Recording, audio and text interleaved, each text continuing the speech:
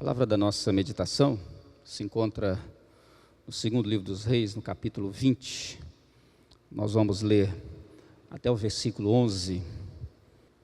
Diz assim o texto: Naquele tempo Ezequias ficou doente e quase morreu. O profeta Isaías, filho de Amós, foi visitá-lo e lhe disse: Assim diz o Senhor, ponha em ordem a sua casa, pois você vai morrer, não se recuperará. Ezequias virou o rosto para a parede e orou ao Senhor: Lembra-te, Senhor, como tenho te servido com fidelidade e com devoção sincera. Tenho feito o que tu aprovas. E Ezequias chorou amargamente. Antes de Isaías deixar o pátio intermediário, a palavra do Senhor veio a ele: Volte e diga a Ezequias, líder do meu povo: Assim diz o Senhor Deus de Davi, seu predecessor: Ouvi sua oração e vi suas lágrimas, eu o curarei. Daqui a 3 dias você subirá ao templo do Senhor. Acrescentarei 15 anos à sua vida, e livrarei você e esta cidade das mãos do rei da Síria.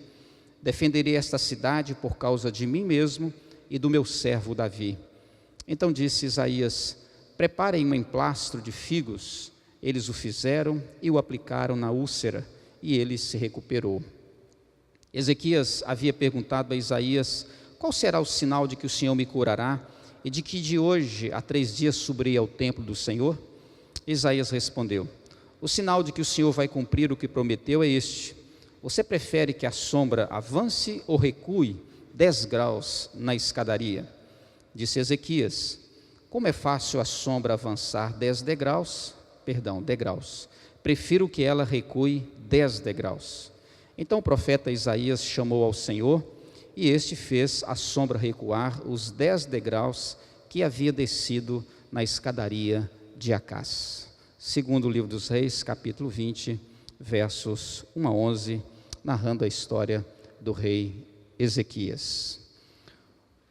Todos nós conhecemos e de fato até somos também assim. Somos um composto de grandeza e pequenez.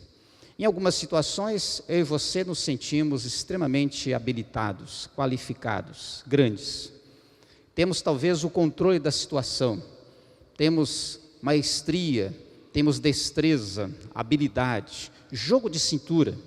Em outras experiências, entretanto, nós nos encontramos completamente desguarnecidos, despreparados, sem ferramenta alguma, sem recurso algum.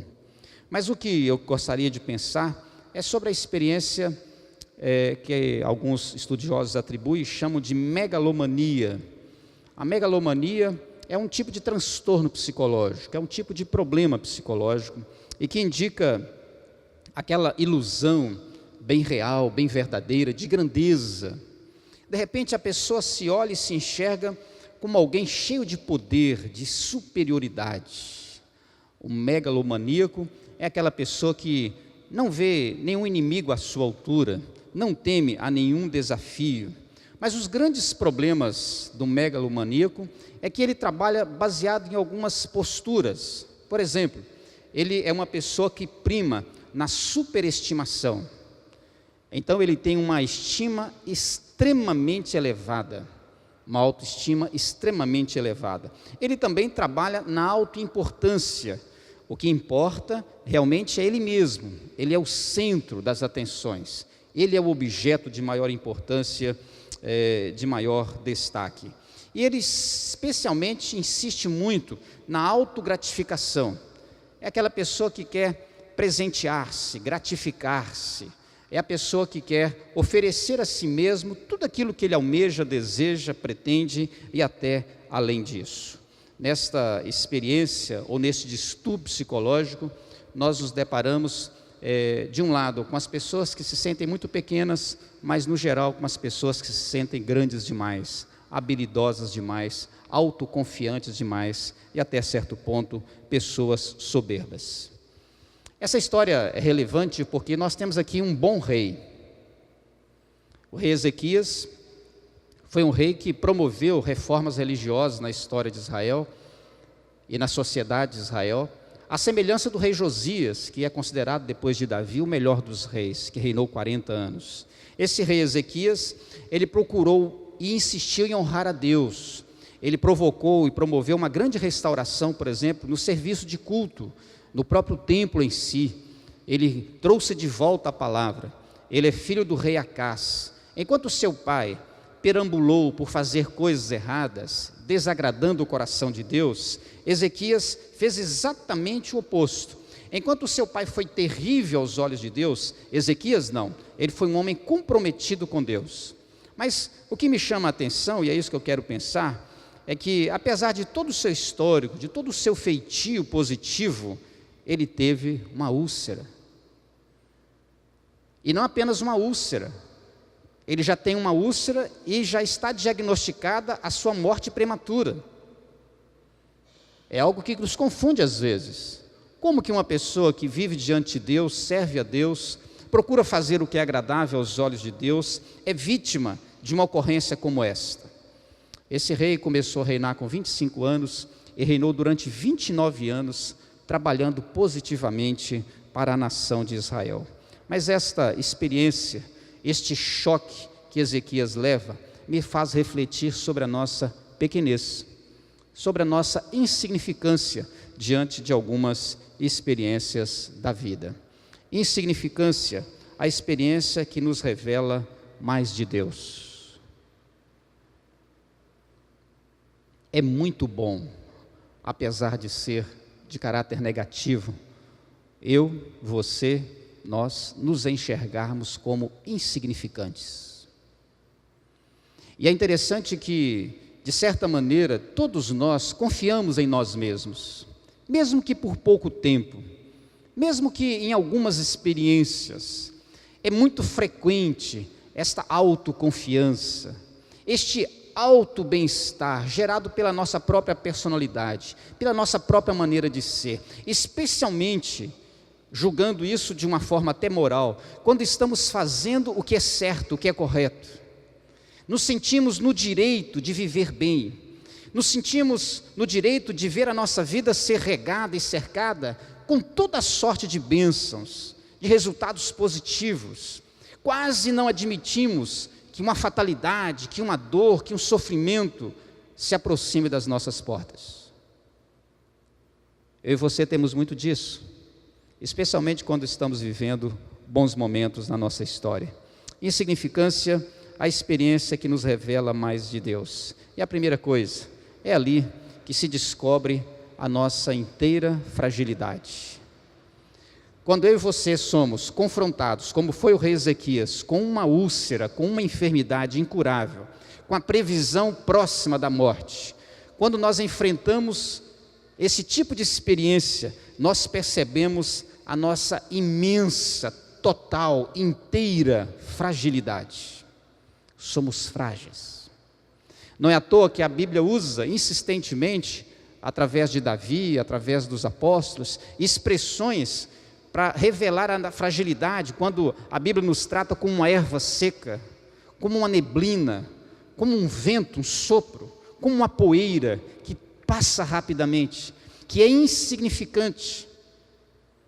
Com base na experiência desse homem, diz a palavra que ele ficou doente e quase morreu. O profeta Isaías foi visitá-lo e disse a ele: olha, põe em ordem a sua casa, organize a sua vida, porque você vai morrer e não será recuperado, não se recuperará. Ezequias, diz o texto no verso 2, volta-se para a parede e ora ao Senhor. Ele fala da sua devoção, do seu capricho, do seu zelo. Quem sabe Deus se esqueceu de mim? Eu tenho feito tudo o que o Senhor aprova. E diz o texto que ele chorou amargamente. Veja que há um retrato dramático da situação desse homem. As realidades da vida, na experiência de Ezequias e na nossa experiência, elas não são seguras por si mesmas. Eu posso ter saúde hoje e amanhã não tenho mais. Hoje a minha família está bem, amanhã pode não estar mais.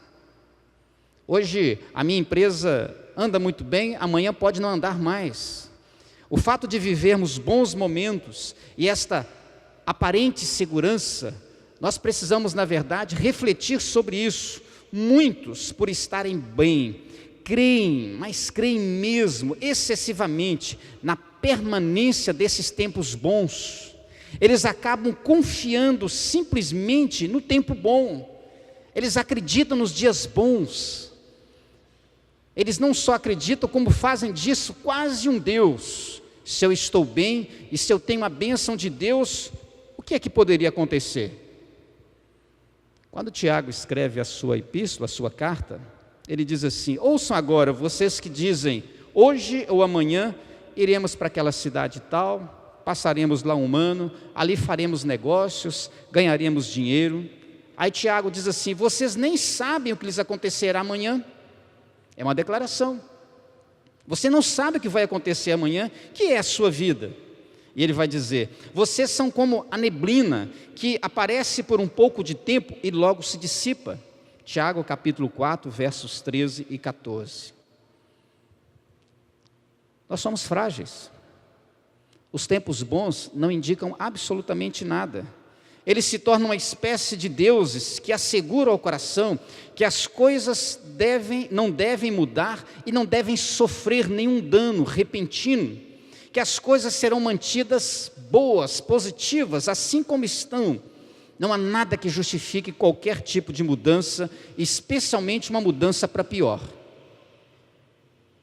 Ezequias ficou muito entristecido, muito chateado, quando ouviu de Deus que ele estava com uma doença e que ela não seria curada. As realidades, aplicando, podem sofrer mudanças inesperadas ou repentinas para despertar a vida para outras realidades, entre elas aquilo que somos. Somos frágeis. Veja que a realidade que vivemos, elas podem nos despertar para outras realidades que devemos viver. Inclusive, estas realidades revelam com realidade que elas não são dignas da minha confiança. Por melhor que eu esteja, por mais bem sucedido que eu esteja, Ezequias virou o rosto para a parede e orou ao Senhor. Não que ele não orasse, não que sua vida não se fazia na presença de Deus, mas porque de repente algum tipo de despertamento se fazia necessário. Esta oração agora é diferente. Talvez ele orasse pelo reino, talvez orasse pela sua casa, talvez orasse pelos seus negócios diplomáticos, mas agora ele ora pela própria vida. E ao orar pela vida, ele olha a vida de forma diferente. Agora ele se volta para Deus de modo diferente, mais quebrantado, mais humilde, mais fragilizado, bem menor do que antes. Ele não é mais uma pessoa autoconfiante, por causa da sua fragilidade. Nessa abençoada reflexão e mudança de pensamento, ele, tanto quanto nós, pensamos melhor sobre nós mesmos. É nesse sentido que ser frágil é uma grande oportunidade e uma grande bênção. Descobrimos que não somos super-heróis, que não podemos todas as coisas que pretendemos, sem perceber antes delas a nossa necessidade do Senhor e a necessidade das suas bênçãos, da sua parceria, do seu companheirismo. Em significância, a experiência que nos revela mais de Deus. É ali que se descobre a nossa inteira fragilidade. Segunda coisa, é ali que se descobre a nossa inteira ineficiência. Em outras palavras, quase nada está debaixo do nosso controle. Quase nada.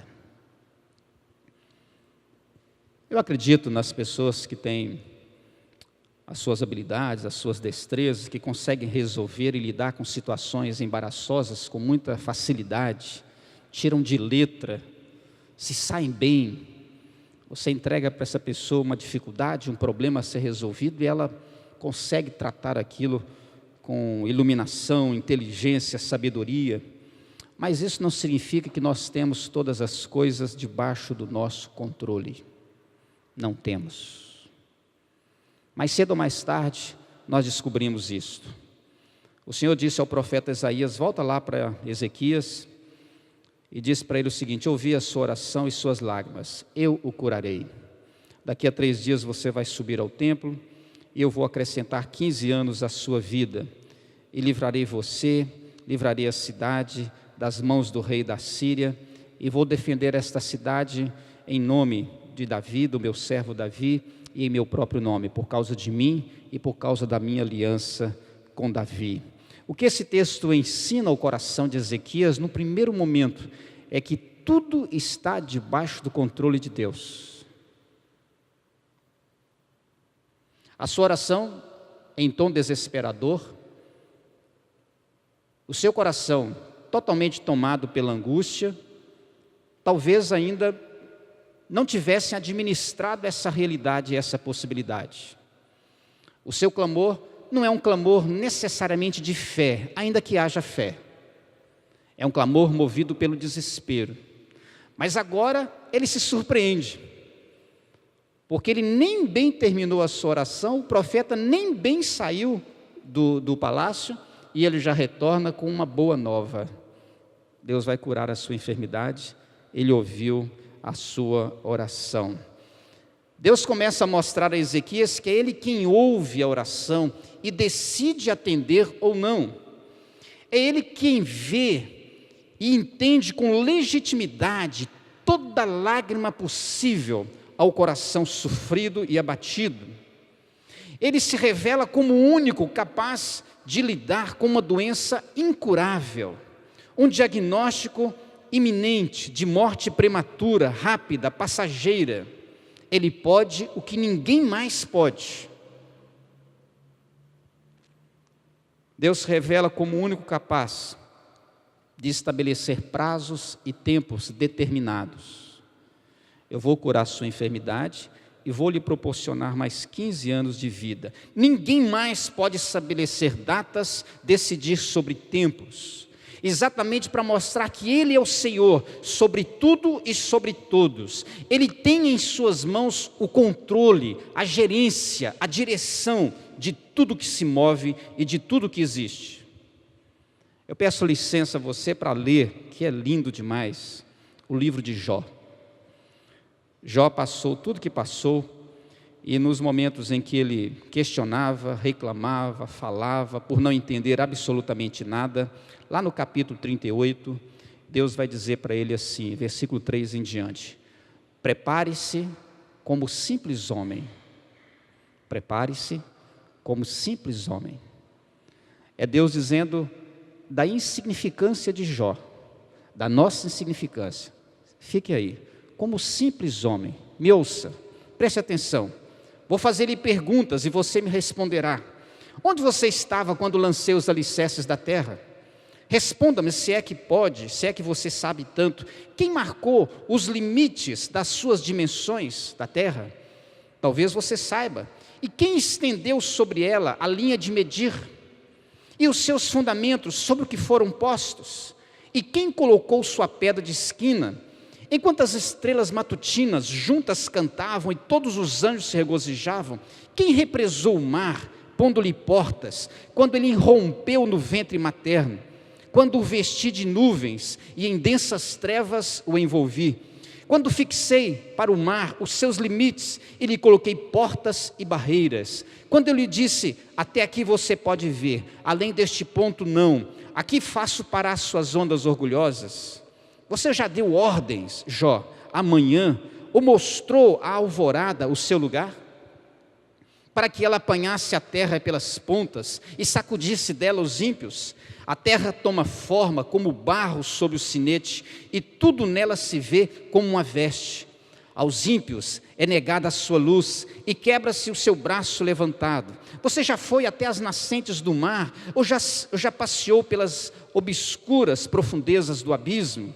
As portas da morte lhe foram mostradas, Jó? Você viu as portas das densas trevas? Você faz ideia de quão imensas são as áreas da terra? Fale-me, se é que você sabe. Como se vai ao lugar onde mora a luz, Jó? E onde está a residência das trevas? Poderá você conduzi-las ao lugar que lhes pertence? Conhece o caminho da habitação delas? Talvez conheça, pois você já tinha nascido. Você já viveu tantos anos. É óbvio que Deus faz essas perguntas de forma sarcástica, porque Jó não tem nenhuma resposta para nenhuma dessas perguntas. Porque à luz disso, ele se vê insignificante. Jó capítulo 38, versos 3 a 21. Em outras palavras, não temos controle algum sobre a nossa vida e tudo o que gira em torno dela. O melhor é fazermos como fez Jó, prepararmos o coração como simples homens, porque não temos eficiência para enfrentar algumas coisas, nem para gerenciar o nosso viver.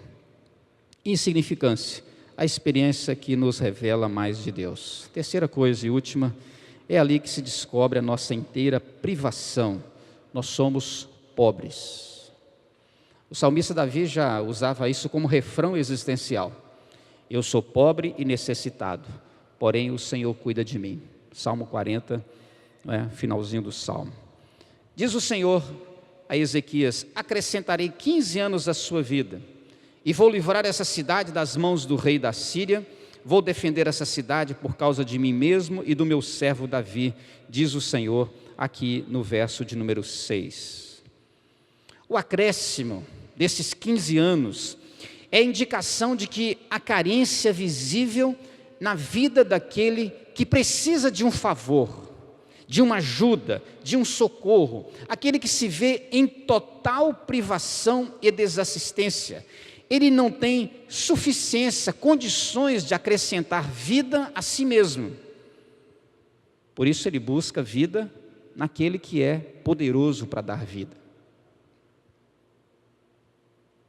Eu fico imaginando assim, em termos bem práticos, se você, se eu, se nós tivéssemos uma experiência onde, quem sabe, um médico diria para nós: olha, você tem 6 meses de vida, você tem 1 semana de vida, se nós faríamos esse tipo de oração: Senhor, me cura. E se nós, ao fazermos esta oração, se nós ficaríamos felizes quando Deus dissesse assim: eu vou curar você, mas você vai viver só 15 anos.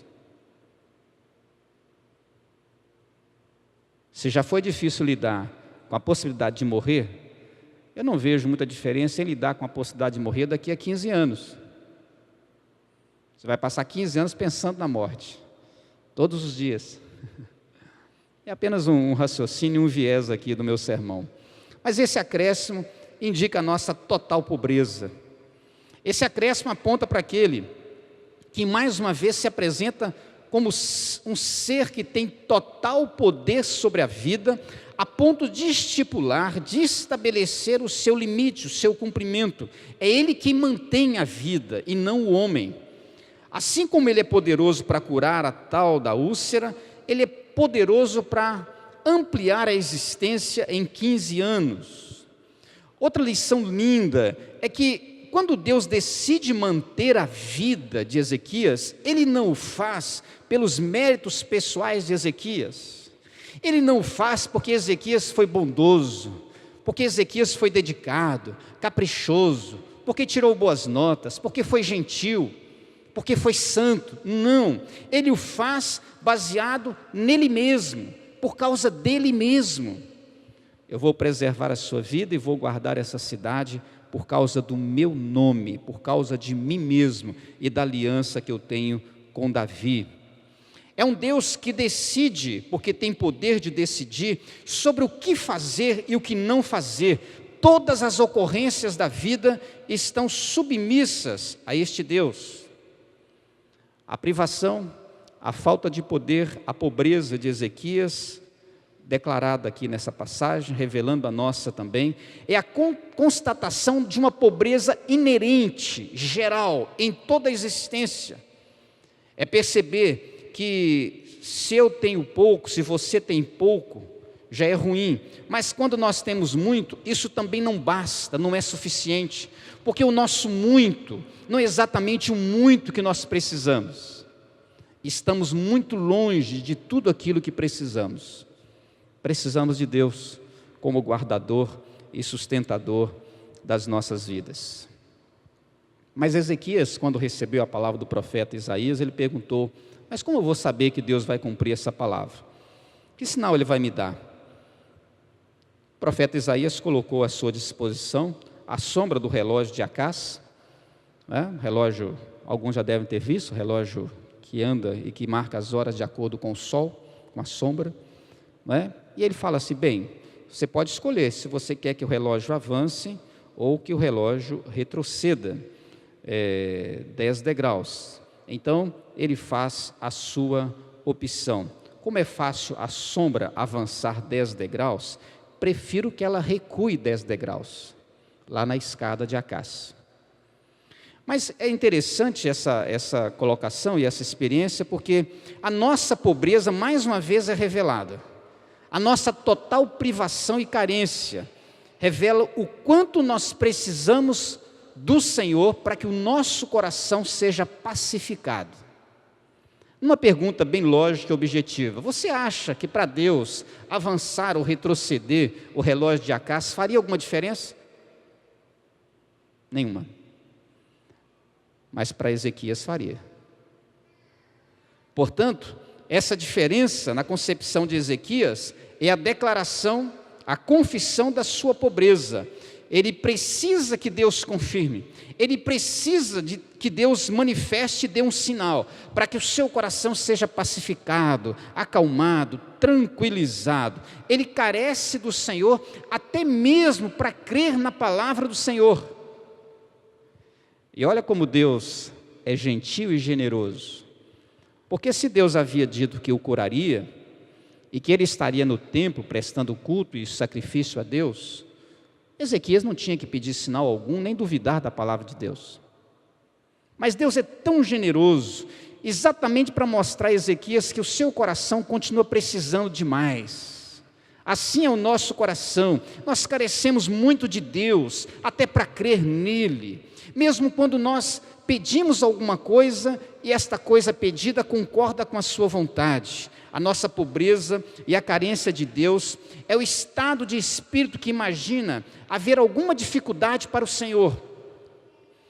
Eu vou pedir então para adiantar, porque retroceder é fácil, mas adiantar é mais difícil. Ou o inverso, vou pedir para retroceder, porque adiantar é difícil. Nós imaginamos que existe algum tipo de dificuldade. Parece que Ezequias queria criar uma dificuldade a mais para o Senhor. Não existem dificuldades a mais para o Senhor. Isso é reflexão de quem é pobre,